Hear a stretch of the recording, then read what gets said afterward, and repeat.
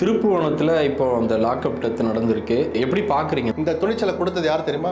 மறைமுகமாக ஸ்டாலின் தான்.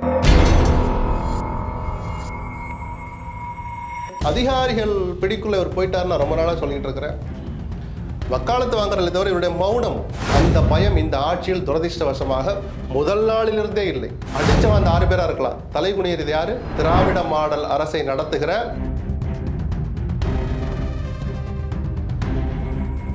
ஞானசேகரன் வழக்கில், கோட்டுப்புற வழக்கில் நீங்கள் 3 மாதத்தில் தண்டனை வாங்கி கொடுத்தீங்கல்ல, அதே வேகத்தில் இந்த வழக்கில் தண்டனையை வாங்கி கொடுத்தாதான்.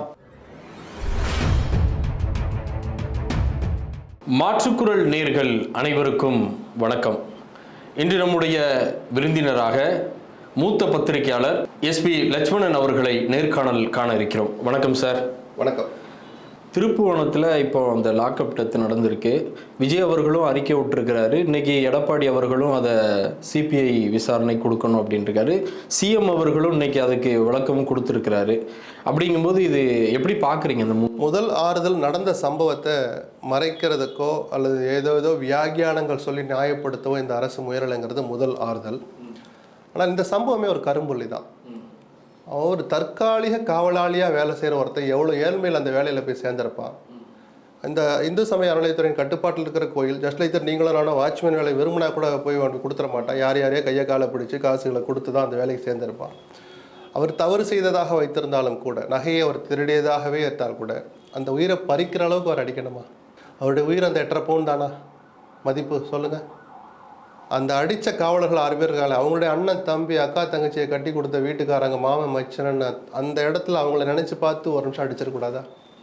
இன்றைக்கி அந்த போஸ்ட்மார்ட்டம் ரிப்போர்ட் வந்திருக்கு. 18 இடங்களில் அப்போ அடிபடாத இடமே இங்கே மீதி இல்லைங்கிற அளவுக்குள்ள அடிச்சிருக்கிறீங்க. 2 காதுகளிலும் ரத்தம் உறைந்திருந்தது. அப்போ எவ்வளோ அடிச்சிருப்பீங்க? என்ன சார் கொடுமை அது? தார்மீக பொறுப்பு இந்த அரசுக்கு தான். நீதிமன்றமாக தான் சொல்லியிருக்கு. நான் முதலமைச்சர் தான் குற்றம் சாட்டுவேன். தார்மீகமாக அவர் தான் பொறுப்பு எடுத்துக்கணும். என்ன சார், ஒரு கான்ஸ்டபிள் 6 பேர் சேர்த்து அடிச்சுக்கு முதலமைச்சர்? ஆமாம், அவர் தான் துறை அமைச்சர். அதிகாரிகள் பிடிக்குள்ள இவர் போயிட்டாருன்னு நான் ரொம்ப நாளாக சொல்லிட்டு இருக்கிறேன். வக்காலத்து வாங்குறதை தவிர இவருடைய மௌனம், பல நேரங்களில் களத்தில் இறங்கியிருக்கணும். களத்தில் இறங்க நேராக திருப்புவனத்துக்கு போன அவசியம் இல்லை. சிவகங்கை எஸ்பி இங்கே வரவை, சவுத் ஜோன் ஐஜி இங்கே வாங்க, ராம்நாடு டிஐஜி இங்கே வாங்க, சிவகங்கைக்கு ராம்நாடு நீங்கள் தானே டிஐஜி இங்கே வாங்க. என்ன நடந்துச்சு சொல்லுங்கள். இந்த ஸ்டேஷனில் வெளியில் வந்துருச்சு. இன்னும் மற்ற ஸ்டேஷன்லாம் இந்த நடைமுறை தானா? 2 நாளாக ஒருத்தரை இவ்வளோ வச்சு அடிக்கிறீங்களே, மேஜிஸ்ட்ரேட்டு முன்னாடி போய் ஆஜர்படுத்தாமல் 24 மணி நேரத்துக்குள்ளே போய் ஆஜர்படுத்தணுமே. அப்படி தன் வீட்டில் வச்சு அவர் ஆலோசனை நடத்தலாம். அதிகாரம் அவருக்கு இருக்குது. தலைமைச் செயலகத்தில் நடந்து அந்த ஃபோட்டோ இந்த ஆங்கிளில் எடுத்து தான் பத்திரிகையில் வந்தால் தான் கூட்டம் நடத்தணும் அவசியமே கிடையாது சார். ஒரு சம்பவம் நடக்கிற போது அவர் சாட்டைன்னு அடிக்கடி சொல்லணும். நிஜமாகவே சாட்டை எடுக்கணும் சார். அவர் கள்ளக்குறிச்சியில் சாராய மரணங்கள் நடந்த போது அவர் அந்த அளவுக்கு வேகமாக செயல்பட தவறுனதன் விளைவு தான் ஞானசேகரன் வெளியில் போக உள்ள வரன்னு நடந்தது. கோட்டுப்புற விஷயத்தில் கைது பண்ணி அரெஸ்ட் பண்ண அபிஷியலாக பண்ணாமல் அவன் தான் தப்புன்னு கூட்டியாந்த பிறகு வீட்டுக்கு அனுப்புகிறாங்க. திருப்பி அடுத்த கூட்டியாராங்க. என்ன விளையாட்டுது? ஒரு ஏடிஜிபி நம்ம சென்னையில் இருக்கிறோம், முதலமைச்சர் இங்கே இருக்கிறார், டிஜிபி இங்கே இருக்கிறார், நம்மளை கண்காணிக்க இவ்வளோ பேர் இருக்கிறாங்கன்னு தெரிஞ்சிருந்தோம். ஒரு சிறுவனை கடத்த போகிறாங்க அல்லது மிரட்ட போகிறாங்கன்னு தெரிஞ்சு தன் காரை கொடுக்குறாரு, அவருக்கு அலுவலக காரை கொடுக்குறாருன்னா எவ்வளோ துணிச்சல்? இந்த துணிச்சலை கொடுத்தது யார் தெரியுமா? மறைமுகமாக ஸ்டாலின் தான். அவர் செயல்பட தவறுனால தான். ஐயோ முதலமைச்சர் இருக்கிறாரே, அவர் கவனம். ஜெயலலிதா அந்த நடக்குமா சார்? ஜெயலலிதா மேலே 1000 குற்றச்சாட்டு இருக்கட்டும் சார். அந்த தார்மீக பயம் இருந்தது. காவலர் தொடங்கி டிஜிபி வரைக்கும். ரெகுலர் டிஜிபி 5 மணி நேரத்தில் சஸ்பெண்ட் பண்ணார். ஒரு பெண் அதிகாரி போய் ஒரு புகாரை சொல்கிறாங்க. என்னிடம் தவறான வார்த்தையை பயன்படுத்தினார்னு சொல்கிறாங்க. காலையில் 10 மணி 11 மணிக்கு முதலமைச்சர் நேரில் பார்த்து சொல்கிறாங்க.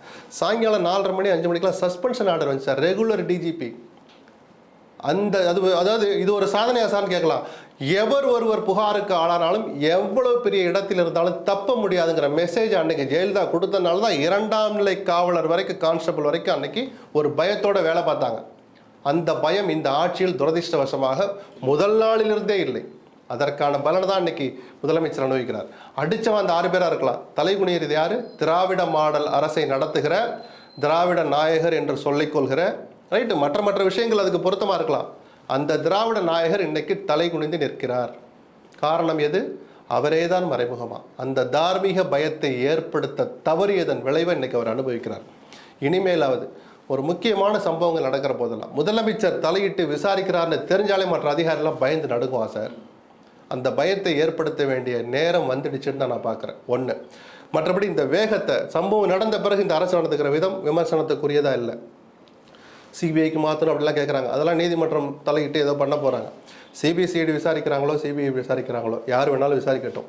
ஞானசேகரன் வழக்கில், கோட்டுப்புற வழக்கில் நீங்கள் 3 மாதத்தில் தண்டனை வாங்கி கொடுத்தீங்கல்ல, அதே வேகத்தில் இந்த வழக்கில் தண்டனையை வாங்கி கொடுத்தாதான் இந்த அரசு தன் கடமையை முழுமையாக செய்ததால் தன் தவறுக்கு ஒரு பரிகாரம் தேடியதாக இருக்கும்.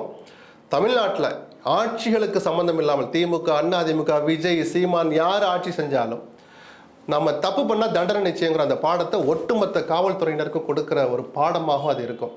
இந்த தீர்ப்பை, இந்த வழக்கின் தீர்ப்பை 90 நாட்களுக்குள் தவறினால், சில தொழில்நுட்ப கோளாறுகளால், தாமதங்களால், நீதிமன்ற தாமதங்களால் ஆனால் கூட 4 மாதங்கள் 120 நாட்களுக்குள் இந்த வழக்கில் தீர்ப்பு வாங்கி தரலைன்னா அவர்களை தப்ப வைக்கிற வேலையை இந்த அரசே செய்கிறதோ என்கிற சந்தேகம் மக்களுக்கு வரும். உங்களுடைய நேரத்தையும் கருத்துக்களையும் பகிர்ந்து கொண்டதுக்கு நன்றி. நன்றி.